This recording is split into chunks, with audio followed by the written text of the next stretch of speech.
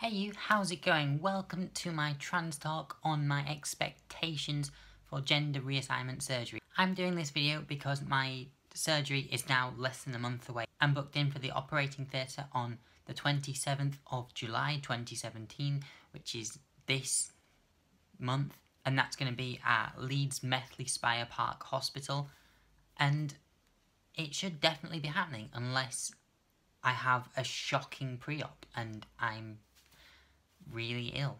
It's probably worth noting, whilst trans talk is normally very factual based and meant to be giving information, this one is more speculation. However, it is still all personal and true to an extent. It's not fictional. And another thing, this one is a lot more audience led because I've given you guys the opportunity to ask me some questions about my expectations for surgery, and I'm going to answer them. So Jamie wants to know if surgery is cheap. My gender reassignment has been done on the NHS. However, the NHS route is still not entirely free. The path to getting to the point of where I am now has definitely not been cheap. I've spent over £100 on hormones because you have to get a every 3-month prescription, and that's expensive, and you need the hormones to get to this stage where they consider you for surgery. And I've also spent well over £300 travelling to the places I need to go, because you need to go to the gender clinic, which is in Leeds. I'm in Huddersfield. That's a train, that's a bus, it's a taxi. You need to go to hair removal clinics. The nearest one I could go to was in the middle of Leeds and Wakefield in a place called Stanley, which required a train and a bus to get to, and then a bus and a train back. You see where I'm going with this. It's expensive. There is another alternative way to get to the stage that I'm at, and that is by going privately, and that can cost around 20 grand on average. What private means is that the transition process is quicker and you have a more variety of treatments. And just a little fun fact for you, Lloyds Bank actually offers private access to gender reassignment surgery via Bupa Healthcare, saying that it was essential that it covered gender dysphoria, which I think is a great idea. Why can't I work for Lloyds Bank?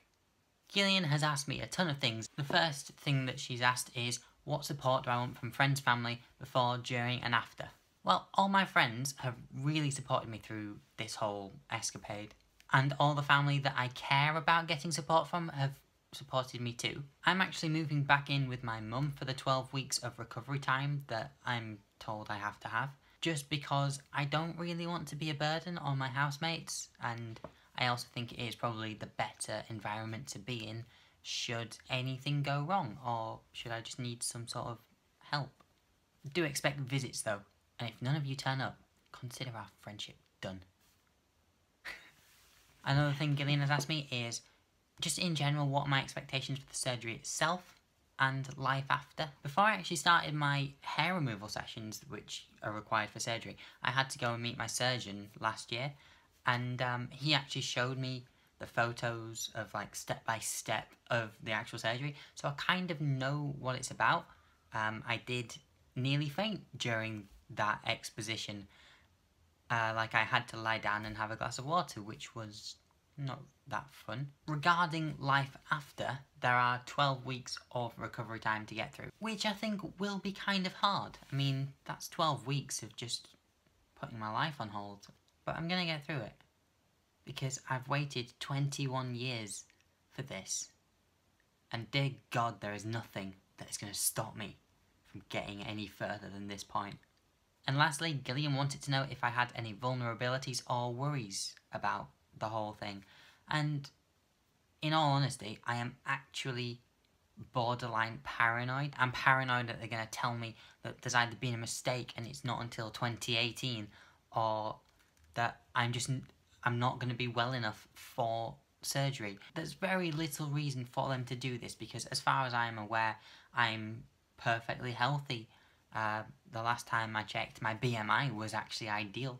And yeah, I am just scared shitless that there's gonna be some excuse as to why I can't have the surgery at this point, which will, it's not what I want to happen. There's a load of risks associated with the surgery, and, like, I'm obviously aware of them, but they really don't bother me compared to that. This is what I've got to do to be me, and nothing is going to stop me from being me. And finally, Michael just wanted to know what my thoughts were going into it, and you know, I'm excited. There is literally nothing that can match what I'm feeling about this, because I genuinely do not know anything that I will do or have ever done that is at the same level of what I'm currently about to be undergoing. So yeah, I'm very excited about it.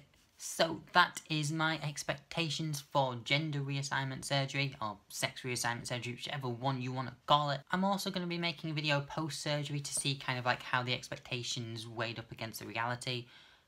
Don't forget to subscribe if you want to see that and you haven't already subscribed. If you've got any more questions about my expectations for surgery, leave a comment below and I will try to answer it to the best of my ability. Don't forget to give this video a like if you found it at all useful, and share it as well if you think other people will benefit from watching this video.